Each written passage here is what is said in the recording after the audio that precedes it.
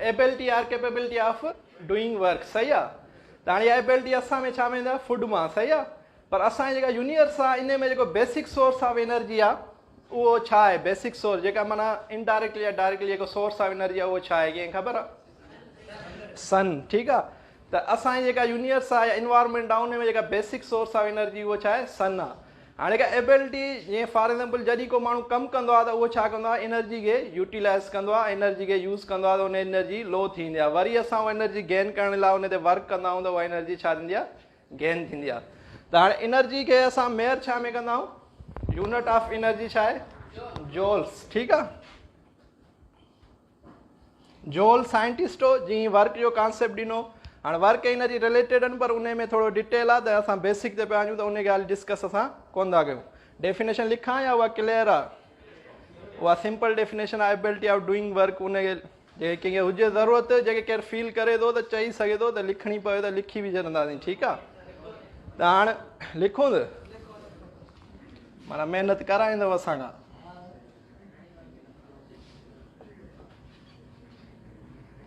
Capability of doing work, ऐं असां हिनखे मेयर कंदा आहियूं छा में, जोल में। जोल छा आहे, एनर्जी जो यूनिट। हाणे हिते मूंखे केरु यूनिट क्लियर आहे, यूनिट छा हूंदा, व्हाट इज यूनिट जी, थोरो भले इहो लाहे जॾहिं मास्क पोइ ॿुधायो थोरो आवाज़।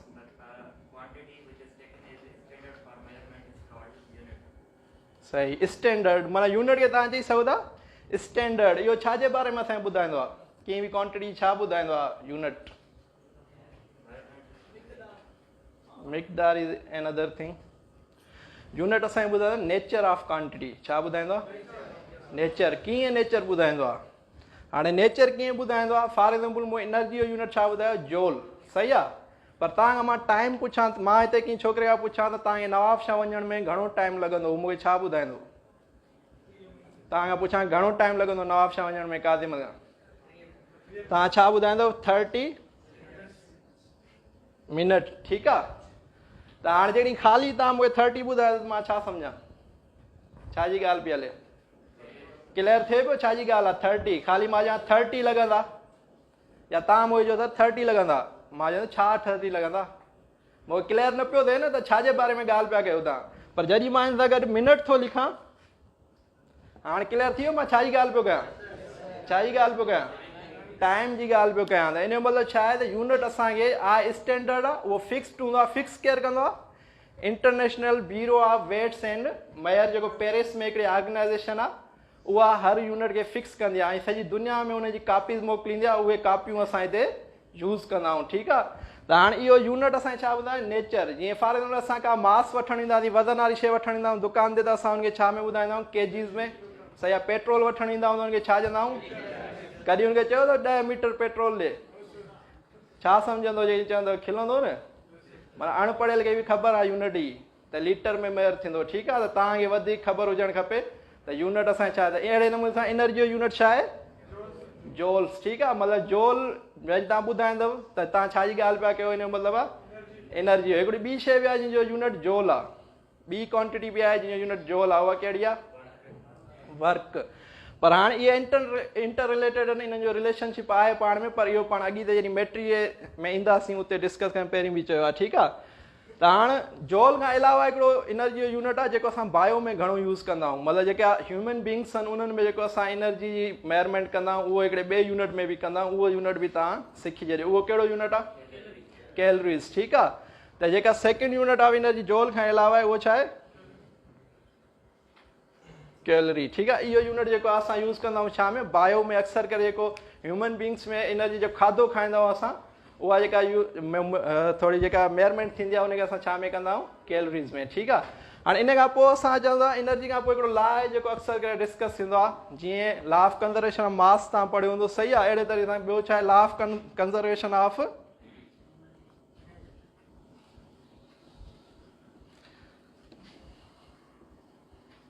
इहो छा थो चवे, एनी आइडिया,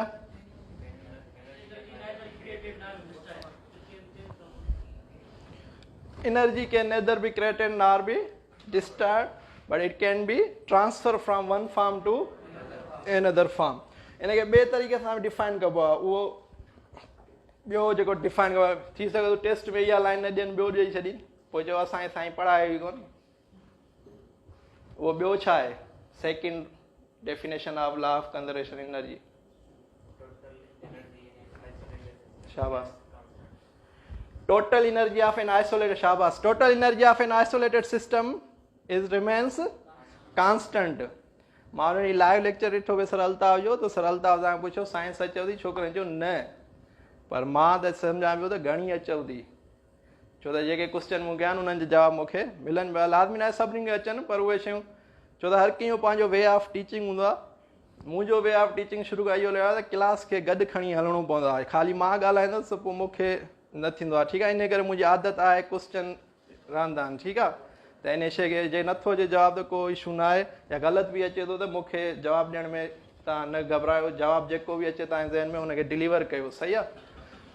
त हाणे ॿिनि तरीक़नि सां इनखे डिफाइन कंदा असां लॉ ऑफ कंजर्वेशन एनर्जी। हिकिड़ो तरीक़ो छा, जेको अधे ॿुधायो त energy can neither be created nor be disturb but it can be transfer from one form of energy to another form, ठीकु आहे। ऐं ॿियो तरीक़ो जेको आहे उहो ॿियो तरीक़े सां कीअं डिफाइन कंदा आहियूं त कंहिं बि आइसोलेटेड सिस्टम, ठीकु आहे, उन जी एनर्जी छा रहंदी आहे? कांस्टेंट रहंदी आहे। Energy of an isolated system remain constant, या कंजर्व्ड बि चवंदा आहिनि कांस्टेंट खे, ठीकु आहे।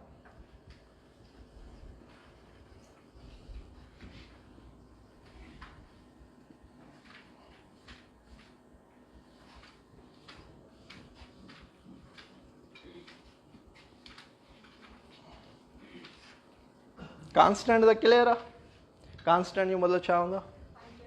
अनचेंज, या जेका शइ सेम रहे उनखे असां चवंदा आहियूं कांस्टेंट। कंजर्व्ड बि चवंदा आहियूं हिनखे, ठीकु आहे।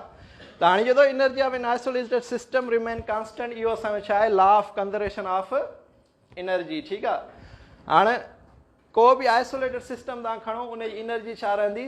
कांस्टेंट रहंदी, सही आहे। हाणे इन मां छा मतिलबु आहे त एनर्जी जेका आहे, जेके हिनखे वधीक इलेबोरेट कयूं, एक्सप्लेन कयूं, त एनर्जी जेका हूंदी आहे उहा हिकिड़े फॉर्म मां तव्हां उनखे न पैदा करे सघो था, न ई ख़तमु करे सघो था कंहिं सिस्टम में। उहा छा थींदी रहंदी आहे? हमेशह चेंज थींदी रहंदी, हिकिड़े फॉर्म मां ॿिए फॉर्म मां। जेकॾहिं तव्हांखां मां पुछां, को एग्ज़ाम्पल ॾेई ॿुधाए सघे थो कहिड़ो त कीअं चेंज थींदी आहे एनर्जी हिकु फॉर्म मां ॿिए फॉर्म मां?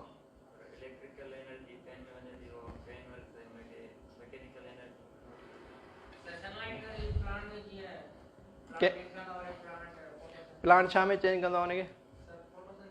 उहा कहिड़ी न केमिकल एनर्जी में, सही।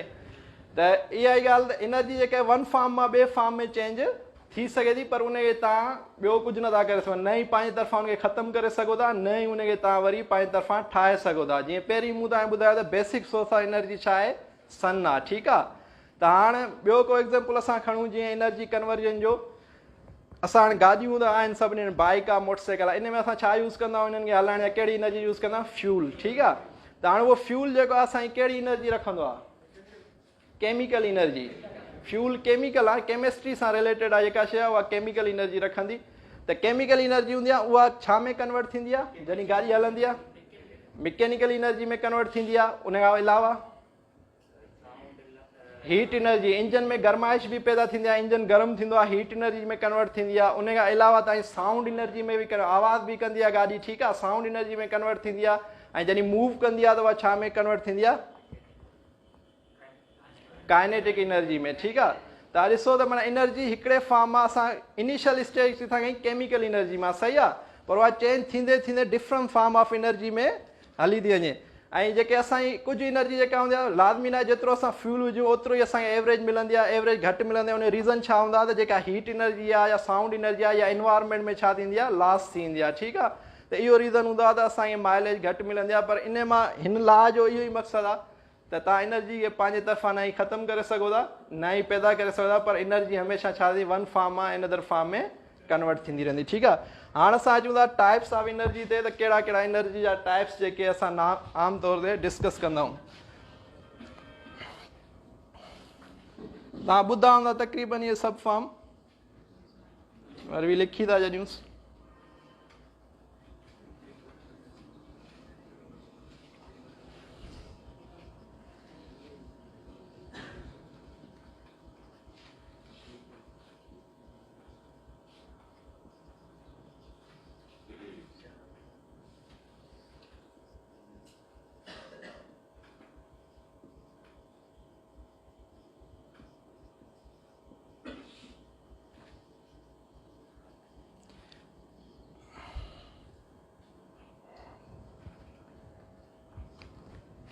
इन्हनि खां अलावा बि एनर्जी जा टाइप थी सघंदा, पर असां हिते बेसिक टाइप डिस्कस पिया कयूं, ठीकु आहे।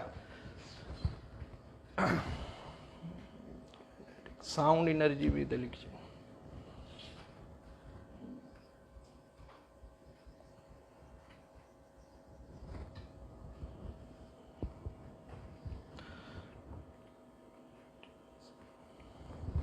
हाणे इलेक्ट्रिकल एनर्जी जीअं त आमतौर ते छा चवंदा आहियूं बिजली, ठीकु आहे, त उहा छा हूंदी आहे, कीअं प्रोड्यूस थींदी आहे, उहा असांजी इलेक्ट्रिकल एनर्जी किथां मिलंदी आहे, करंट मां, असांजे जीअं करंट चवंदा आहियूं, ठीकु आहे। त करंट जेको आहे उहो कीअं प्रोड्यूस थींदो आहे, due to flow of charges, ठीकु आहे। नेगेटिव चार्ज हूंदी आहे, इन करे असां इलेक्ट्रॉन, बेसिकली जो करंट जो फ्लो या करंट इलेक्ट्रिसिटी पैदा थियण जो जेको रीज़न हूंदो आहे उहो छा हूंदो आहे, असांजो फ्लो ऑफ चार्जिस, ठीकु आहे। त असां चई सघूं था जेका इलेक्ट्रिकल एनर्जी आहे उहा प्रोड्यूस थींदी छा मां, due to flow of charge. त अहिड़ी एनर्जी जेका चार्ज फ्लो थियण जे करे प्रोड्यूस थींदा उनखे असां नालो छा ॾींदा आहियूं, इलेक्ट्रिकल एनर्जी, ठीकु आहे। उन खां पोइ आहे chemical energy, no burning of chemical चई सघो था। इन खां अञा ॿियो को प्रोसेस, ॿियो को सूटेबल आंसर,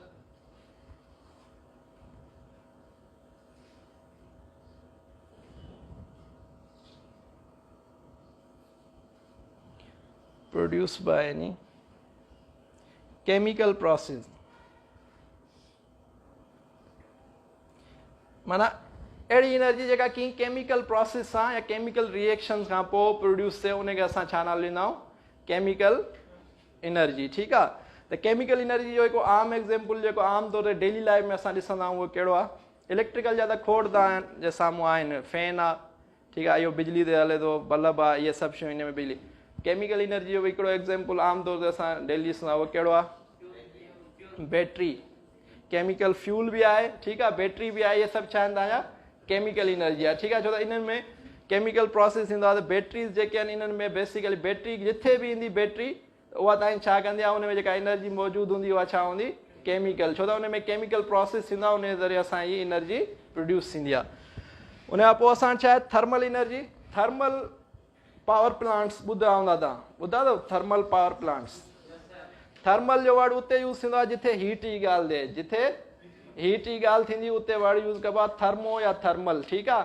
त थर्मल एनर्जी ॻाल्हि करे थो, इन जो मतिलबु छा जी ॻाल्हि पियो करे, energy produce due to heat, मतिलबु हीट जे करे जेका एनर्जी प्रोड्यूस थींदी उनखे असां छा चवंदा आहियूं, थर्मल एनर्जी।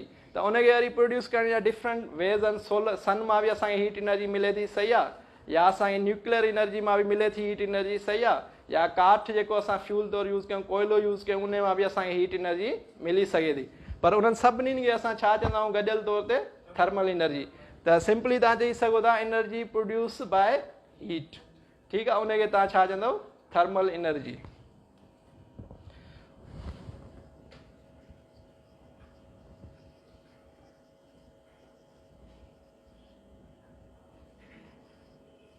या मार्कर ॾिजो जेका खणी आयो,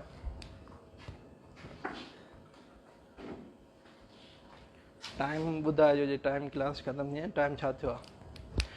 उन खां पोइ जो साउंड एनर्जी, काइनेटिक ऐं पोटेंशियल ते अचूं था, इन खां पोइ साउंड सां गॾु था हलूं। साउंड एनर्जी, ठीकु आहे, साउंड जे बारे में छा आहे, साउंड बि हिकिड़ो फॉर्म आहे एनर्जी, जीअं शुरू में छोकिरे हिकिड़े ॻाल्हि कई, sound is a form of energy, पर इहो प्रोड्यूस कीअं थींदो आहे, due to vibration of any body. जॾहिं का बॉडी वाइब्रेट कंदी आहे त असां उनखे छा चवंदा आहियूं, उहा जेका एनर्जी आहे उहा ट्रांसफर थींदी आहे वेव्स जी सूरत में। साउंड एनर्जी छा जी सूरत में ट्रांसफर थींदी आहे, कहिड़ा वेव्स हूंदा आहिनि जेके ट्रांसफर थींदा आहिनि, साउंड कहिड़े वेव में ट्रेवल कंदो आहे, लॉन्गिट्यूडनल, ठीकु आहे।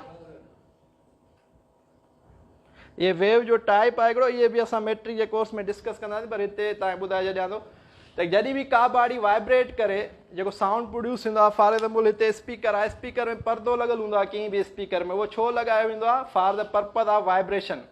तव्हां ॿुधो हूंदो त अॻे हूंदा, जेकॾहिं को हिते असांजी एज जो हूंदो त उनखे ख़बर हूंदी त अॻे हुते साउंड सिस्टम जेके हूंदा उन्हनि में परदो लॻल हूंदो पाठे जो, मतिलबु कड़क परदो हूंदो जंहिंमें वाइब्रेशन घटि थींदी।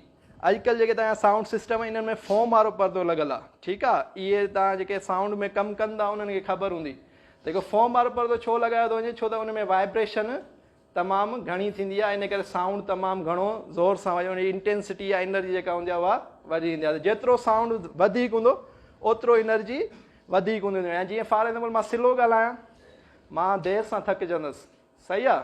जे मां रड़ियूं करे ॻाल्हायां त मां जल्दी थकिजी, को बि इंसानु जे शाउट कंदो त ज़ाहिरी ॻाल्हि आहे उहो जल्दी थकिजी थो पए। इन जो मतिलबु छा आहे, तव्हांखे शाउट करण लाइ वधीक ताक़त जी ज़रूरत पवंदी आहे, उहा छो त उन में एनर्जी ओतिरी ट्रांसफर थींदी वधीक जेतिरो तव्हां ज़ोर सां साउंड प्रोड्यूस थींदो, ठीकु आहे। त हाणे साउंड एनर्जी कॾहिं प्रोड्यूस थींदी आहे, जॾहिं का बॉडी वाइब्रेट कंदी आहे। ऐं साउंड खे ट्रेवल करण लाइ हमेशह छा जी ज़रूरत पवंदी आहे, मीडियम जी।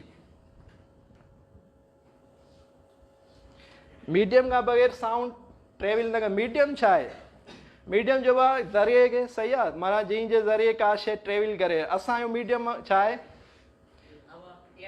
टंगू अंधा, टंगनि खां त माण्हू हलंदो आहे। मां पंहिंजो मीडियम विझो, असांजो मीडियम, साउंड जो मीडियम न।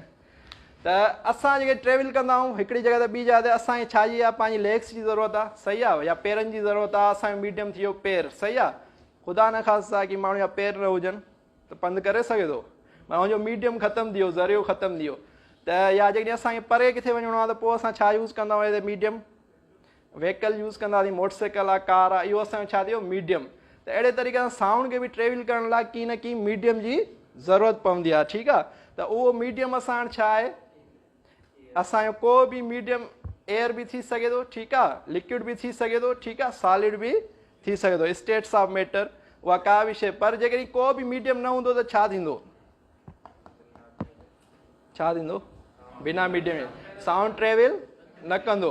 त इहा शइ तव्हां यादि रखो त मीडियम जी ज़रूरत लाज़मी पवंदी, ऐं उहो मीडियम सॉलिड, लिक्विड या गैस या एयर जंहिंखे असां चवंदा आहियूं उहो थी सघे थो। त इहो अक्सर करे MCQ लिखी छॾियो तव्हांजे बाग़नि में अची या न, पर अॼु ताईं जेके मूं टेस्ट ॾिनियूं आहिनि न उन्हनि में 2 क्वेश्चन मां हिकिड़ो क्वेश्चन ईंदो ई ईंदो आहे। हिकिड़ो क्वेश्चन इहो ईंदो आहे, sound can not travel in vacuum, ठीकु आहे, इहो त वैक्यूम में साउंड ट्रेवल न करे सघंदा आहियूं। ॿियो क्वेश्चन हिकिड़ो ईंदो आहे इन सां रिलेटेड, त sound travel faster in solids, ठीकु आहे। हाणे घणा हिन में छा करे छॾंदा आहिनि, एयर, माना असां एयर में पिया ॻाल्हायूं न, सॉलिड जो त कॉन्सेप्ट आहे कोन, पर हुनजो कॉन्सेप्ट ईअं आहे, कन तव्हां हिते टेबल ते रखे तव्हां चमाट हणो त पोइ तव्हांखे ख़बर पवंदी त केॾो साउंड में इंटेंसिटी आहे, ठीकु आहे।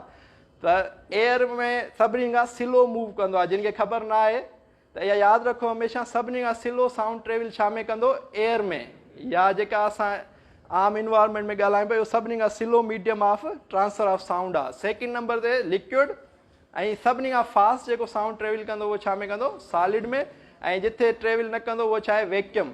हाणे तव्हां ॾिसो सिज ऐं ज़मीन जे विच में छा आहे, स्पेस असां चवंदा आहियूं, पर उहो स्पेस जो मतिलबु इहो ई आहे त वैक्यूम आहे।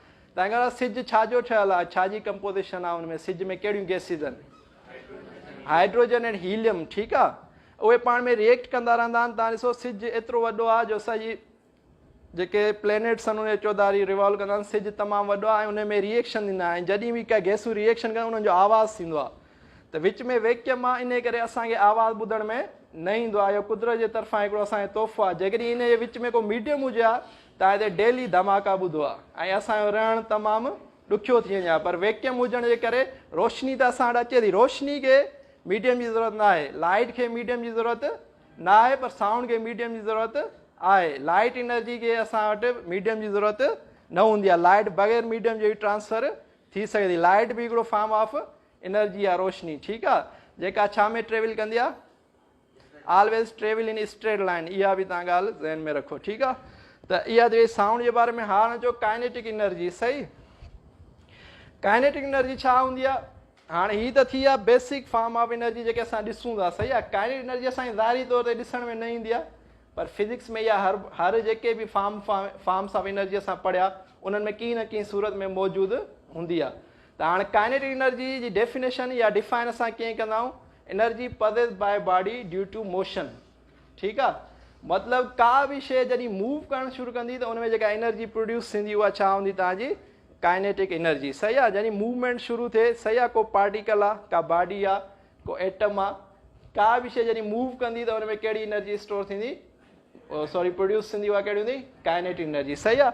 सेकेंड नंबर ते असांजी हाँ इन जो फार्मूलो भी है तो असां कीअं भी बॉडी कीअं मेयर कंदासीं पर उहा असां अॻिते मैट्री कोर्स में क्लियर कंदासीं हाली इंट्रोडक्शन में उन खां पोइ पोटेंशियल एनर्जी जो हिकिड़ो ॿियो नालो बि हूंदो आहे छा हूंदो आहे कंहिंखे आहे ज़हन में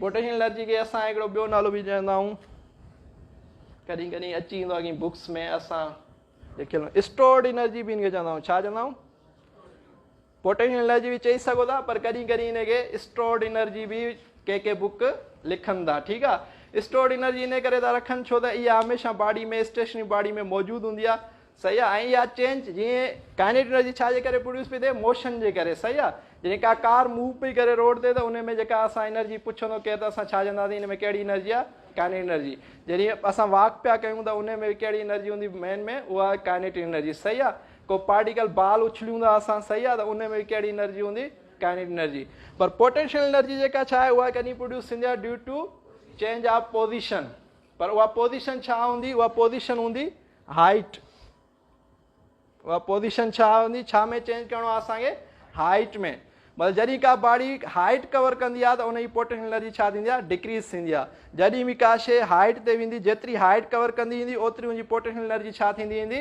इंक्रीज़ थींदी जेतिरो बॉडी लो हूंदी उनजी पोटेंशियल एनर्जी ओतिरी छा थींदी घटि थींदी सही आहे हाणे इन्हनि में बि इंटर कन्वर्जन थींदो रहंदो आहे काइनेटिक एनर्जी पोटेंशियल एनर्जी में चेंज थींदी आहे पोटेंशियल एनर्जी काइनेटिक एनर्जी इहा बि पाण अॻिते पढ़ंदासीं हिते डिटेल में कोन था वञूं हाली सही आहे पर इहो यादि रखो त पोटेंशियल एनर्जी छा आहे उहा एनर्जी जेका चेंज ऑफ पोज़ीशन जे करे प्रोड्यूस थींदी आहे उनखे असां पोटेंशियल एनर्जी चवंदा आहियूं ऐं उहा एनर्जी जेका मोशन जे करे प्रोड्यूस थींदी आहे उनखे असां छा चवंदा आहियूं काइनेटिक एनर्जी ठीकु आहे हेसि ताणी क्लियर आहे टाइम छा थियो आहे 4 मिंट आहिनि लास्ट टॉपिक आहे चैप्टर कंप्लीट थींदो चाहे एनर्जी जो 7वीं क्लास में जेके शयूं आहिनि ठीकु आहे त उहो करे था छॾियूं हाणे अचो आख़िरी टॉपिक में सेकेंड लास्ट खणी कयोसीं हिकिड़ो आहे एनर्जी कन्वर्टर्स डिवाइसिस कहिड़ियूं आहिनि माना जेके एनर्जी खे कन्वर्ट करे सघनि था तव्हांजे ज़हन में आहे न की अहिड़ी जीअं एनर्जी कन्वर्जन डिवाइसिस कहिड़ियूं थी सघंदियूं हिते का ॾिसण में अचेव थी एनर्जी कन्वर्जन डिवाइस छा जनरेटर शाबाश ॿियो को जनरेटर कहिड़ी एनर्जी खे कहिड़ी में ट्रांसफर कंदो इहो क्वेश्चन बि टेस्ट में ईंदो आहे लाज़मी जनरेटर वारो त कहिड़ी एनर्जी खे कहिड़ी में जनरेटर जेको आहे तव्हांजो बेसिकली जेको आहे मैकेनिकल एनर्जी खे कन्वर्ट कंदो आहे इलेक्ट्रिकल एनर्जी में मैकेनिकल एनर्जी कहिड़ी एनर्जी खे चवंदा इहो क्लियर अथव मैकेनिकल एनर्जी कॾहिं चवंदा आहियूं त हिते फॉर एग्जाम्पल मां चवां हिते कहिड़ी शइ अॼु में मैकेनिकल हिन क्लासरूम में कहिड़ी शइ अॼु में मैकेनिकल एनर्जी प्रोड्यूस थिए सघे थी दुकान आणो पहिरीं क्लियर कयो त मैकेनिकल एनर्जी किथे वर्ड यूज़ कंदा आहियूं हिकिड़ी यादि रखो जिथे रोटेशन थींदी आहे न जिते का शइ रोटेट करे उते असां वर्ड यूज़ कंदा आहियूं मैकेनिकल एनर्जी ठीकु आहे जनरेटर में बेसिकली त केमिकल एनर्जी यूज़ थींदी आहे फ्यूल पर असां उनखे जनरल क्वेश्चन इहो ईंदो आहे त जेको जनरेटर आहे उहो तव्हां छा यूज़ थो करे मैकेनिकल एनर्जी खे कन्वर्ट कंदो आहे छा में तव्हांखे इलेक्ट्रिकल एनर्जी में इंजन में अंदरि जेका रोटेशन थींदी आहे ठीकु आहे रोटेशनल एनर्जी खे असां मैकेनिकल एनर्जी चवंदा उहा कन्वर्ट कंदी आहे तव्हांजी इलेक्ट्रिकल एनर्जी जनरेटर जो क्वेश्चन जॾहिं बि ईंदो कन्वर्टर डिवाइसिस में त तव्हांखे इहो ई करिणो आहे त उहा डिवाइस अहिड़ी डिवाइस जेका मैकेनिकल एनर्जी खे छा में कन्वर्ट करे इलेक्ट्रिकल एनर्जी में उनखे असां छा चवंदा आहियूं जनरेटर ठीकु आहे इन जे अलावा ॿी को एग्ज़ाम्पल खणूं जीअं बैटरी आहे सही आहे त बैटरी जेका उहा छा कंदी आहे हींअर असां पढ़ियासीं बैटरी में कहिड़ी एनर्जी हूंदी आहे केमिकल एनर्जी उन मां असां छा मिलंदो आहे असांखे जॾहिं असां बल्ब सां कनेक्ट कंदा आहियूं इलेक्ट्रिसिटी त इहो बि यादि रखो त जेका बैटरी आहे उहा छा कन्वर्ट कंदी आहे तव्हांजी केमिकल एनर्जी खे छा में कन्वर्ट कंदी इलेक्ट्रिकल एनर्जी में ठीकु आहे ऐं इन तरीक़े सां जेकॾहिं मां हिते बल्ब जी ॻाल्हि कयां त इहो छा पियो करे इलेक्ट्रिकल एनर्जी खे कन्वर्ट पियो करे लाइट एनर्जी प्लस में हीट एनर्जी सही आहे ऐं उन खां अलावा लाउड स्पीकर बि पियो आहे इहो बि छा पियो करे तव्हांजी लाइट एनर्जी खे कन्वर्ट या इलेक्ट्रिकल एनर्जी खे कन्वर्ट करे पियो छा में साउंड एनर्जी में ठीकु आहे त इहे डिफरेंट डिवाइसिस आहिनि असांजी डेली लाइफ में मौजूदु आहिनि इहे छा कंदियूं आहिनि हिकु फार्म ऑफ इन्हनि खे असां चवंदा आहियूं एनर्जी कन्वर्टर माना जेके हिकिड़े फार्म खां ॿिए फार्म में शयुनि खे तब्दील पिया कनि ठीकु आहे ऐं लास्ट टॉपिक आहे असांजो resources of energy resources of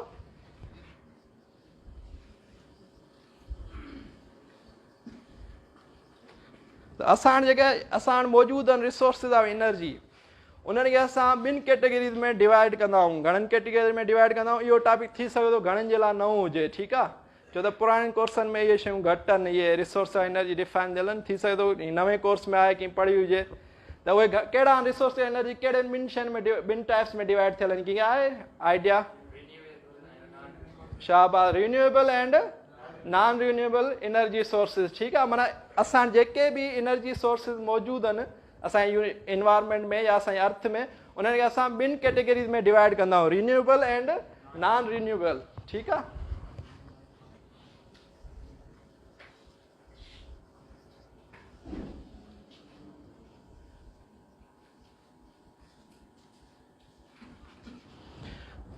हाणे रिन्यूएबल ऐं नॉन रिन्यूएबल इन्हनि में फ़र्क़ु छा हूंदो आहे रिन्यूएबल एनर्जी सोर्सिस खां पहिरीं असां नॉन रिन्यूएबल ते नॉन रिन्यूएबल अहिड़े सोर्स ऑफ एनर्जी खे असां चवंदा आहियूं जंहिंखे असां बार बार यूज़ न करे सघूं जंहिंखे असां बार बार यूज़ न करे वन टाइम यूज़ कयूं उहा खुटी वञे सही आहे त उनखे असां चवंदा आहियूं नॉन रिन्यूएबल ऐं रिन्यूएबल सोर्स ऑफ एनर्जी अहिड़ी आहे जेका अनलिमिटेड हुजे लिमिटलेस हुजे माना जेका यूज़ करण लाइ खुटे न जीअं फॉर एक्ज़ाम्पल सोलर एनर्जी आहे कुदरत जे तरफ़ां आहे न कॾहिं खुटी सघे थी भला तव्हां यूज़ कयो जेतिरी बि तव्हांखे खपे यूज़ कयो कॾहिं खुटी नथी सघे सही आहे त अहिड़े सोर्स आहे जीअं समुंड आहे उन में जेके वेव्स हूंदियूं आहिनि टाइडल एनर्जी हिनखे चइबो आहे समुंड खुटी सघे थो कॾहिं नथो खुटी सघे पर पेट्रोल खुटंदो आहे सही आहे त इहो फ़र्क़ु हूंदो आहे रिन्यूएबल ऐं नॉन रिन्यूएबल जेका तव्हांजी नॉन रिन्यूएबल आहे इनखे असां कॾहिं कॾहिं ॿियो वर्ड बि चवंदा आहियूं क्लीन एनर्जी ॿियो छा चवंदा आहियूं इनखे असां क्लीन एनर्जी इन करे चवंदा आहियूं छो त इहा माहौल दोस्त हूंदी आहे इन मां जेके तव्हांजा गदलाइण जेका तव्हां चवंदा आहियो न उहा इन मां घटि प्रोड्यूस थींदी आहे जीअं सोलर एनर्जी आहे सोलर प्लेट लॻी पई हुजे सही आहे उन मां को तव्हांखे धुओं वग़ैरह सही आहे या नॉइस वग़ैरह तव्हांखे न मिलंदी आहे पर उते तव्हां जनरेटर यूज़ कयो सही आहे त उन में आवाज़ बि हूंदो आहे सही आहे नॉइस पॉल्यूशन जंहिंखे असां चवंदा आहियूं ऐं उन में तव्हांजो धुओं वग़ैरह बि जेके स्मोक बि हूंदो आहे ठीकु आहे त इहे शयूं माहौल गंदो कंदियूं आहिनि नॉन रिन्यूएबल एनर्जी जी हिकिड़ी सभिनी खां एडवांटेज छा आहे इहा क्लीन हूंदी आहे सही आहे इहा पॉल्यूशन प्रोड्यूस न कंदी आहे हाँ रिन्यूएबल सोर्स ऑफ एनर्जी जेके आहिनि इन्हनि में फॉज़ल फ्यूल्स अची वेंदा आहिनि छा अची वेंदा आहिनि फॉज़ल फ्यूल्स छा खे चइबो आहे ख़बर न हा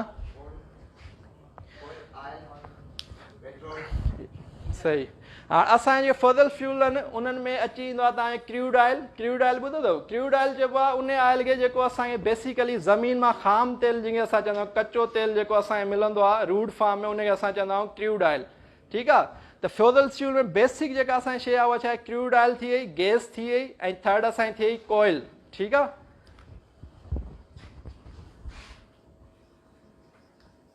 क्रूड ऑयल गैस कोयल हाणे इहो क्रूड ऑयल जेको आहे ऑयल गैस कोयल हाणे इन्हनि में तव्हां ॾिसो त क्रूड ऑयल जेको आहे इहो लिमिटलेस जेको आहे ठीकु आहे तव्हां ॾिसंदव तव्हां ॿुधंदा हूंदव हींअर फ्यूचर में दुबई जेको आहे तव्हां ॾिठो हूंदो सऊदी अरब इहे उहे मुल्कनि जेके तेल जी पैदावार में सभिनीनि खां अॻिते आहिनि ऐं तेल जे पैसे ते हलंदा आहिनि पर फ्यूचर में हिननि जो एस्टिमेट आहे त 2030 ताईं हिननि वटि जेके फ्यूल जा ज़ख़ाइर आहिनि उहे छा थींदा ख़तमु थी ईंदा पोइ हाणे उहे छा पिया कनि त उहे माना सियाहत ॾे माना पंहिंजी कन्वर्जन कनि पिया वॾा वॾा होटल पिया ठाहिनि वॾा वॾा सिटी पिया ठाहिनि जिते माण्हू घुमणु अचनि त जीअं असां इकोनॉमी जॾहिं फ्यूल ख़तमु थी वञे असां वटि त असां पंहिंजी इकोनॉमी खे स्ट्रॉन्ग करे सघूं त हिन जो मतिलबु छा आहे तव्हां जेके फॉज़ल फ्यूल्स आहिनि इहो हिकिड़े ॾींहुं छा थींदा ख़तमु थी ईंदा त इन में कहिड़ियूं शयूं अची थियूं आहिनि 3 शयूं अची थियूं आहिनि क्रूड ऑयल गैस एंड कोयल ऐं इहे पैदा कीअं थिया इहे फॉज़ल फ्यूल किथां आया इहो कॉन्सेप्ट आहे फॉज़ल फ्यूल इहे कीअं प्रोड्यूस थिया छा थियो इहो किथां ज़मीन मां त अचनि था जी इनऑर्गेनिक या ऑर्गेनिक ऑर्गेनिक डेड ऑर्गेनिक ठीकु आहे ऑर्गेनिक मटीरियल लास्ट आहे वधी हिकिड़ो मिंट बसि ऑर्गेनिक मटीरियल मां जेको चयो पियो इन मां असांखे मिले ऑर्गेनिक उहे कीअं त तव्हां डायनासोर्स ॿुधिया हूंदा सही आहे अॻे जेके डायनासोर या इहे स्पीशीज़ आहे वॾा वॾा जॾहिं ज़लज़ला ईंदा या अहिड़ी तबाही ईंदी त उहे छा थींदा ज़मीन में दफ़न थी ईंदा ज़मीन में दफ़न थियण खां पोइ इहे ऑर्गेनिक मटीरियल इन्हनि खे चइबो आहे इहे पोइ ज़मीन जे प्रेशर ऐं हीट जे करे इहे कन्वर्ट थींदा आहिनि छा में फॉज़ल फ्यूल में ठीकु आहे त इन्हनि मां पोइ हाणे जेको आहे असां इहे जेके ऑयल वठूं पिया या पेट्रोल आहे जेके प्रोडक्ट्स आहिनि फॉज़ल फ्यूल जा इहे सभु हितां असांखे मिलंदा सेकेंड जेके नॉन रिन्यूएबल सोर्सिस आहिनि इहे नेचर जे तरफ़ां असांखे मिलंदा आहिनि इन्हनि में तव्हांखे छा अची वेंदो सन ठीकु आहे एयर जीअं तव्हां विंड एनर्जी चवंदा आहियूं ठीकु आहे वाटर टाइडल एनर्जी जेका असांखे समुंड जे लहरनि मां मिलंदी आहे ठीकु आहे जियोथर्मल एनर्जी जियोथर्मल इहा बि हिकिड़ी एनर्जी आहे जेका असां अर्थ मां वठंदा आहियूं अर्थ जी हीट मां ठीकु आहे जियो means earth thermal means heat ठीकु आहे त इहा उहा असांजे त हीअ सभु जेके आहिनि असांजा छा में अची था वञनि non renewable source of energy. त इहे क्वेश्चन अची सघंदा त विंड एनर्जी ताईं छा आहे, ठीकु आहे, या फॉदल फील्ड छा आहिनि, MCQs में इहे शयूं अची सघंदा। त हाणे हीउ चैप्टर क्लियर थी वियो आहे, सही आहे। को क्वेश्चन हुजे त पुछो न त क्लास। नॉन रिन्यूएबल, ओ सॉरी, हा ही मां थोड़ी ग़लती करे वियो, ठीकु आहे। ही तव्हांजा नॉन रिन्यूएबल आहिनि, ठीकु आहे, ही तव्हांजा रिन्यूएबल आहिनि, सही आहे।